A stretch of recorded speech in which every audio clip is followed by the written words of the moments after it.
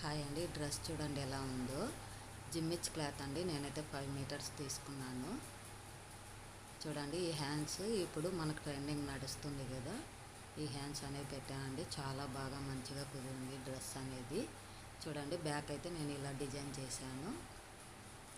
ఇక ఒకవేళ dress loose ఉన్నా కట్టుకోవడానికి నేనైతే సైడ్ థ్రెడ్స్ పెట్టేశాను. చూడండి క్లాత్ అనేది ఎంత మంచిగా షైనింగ్ అనేది ఎంత బాగుంది చూడండి.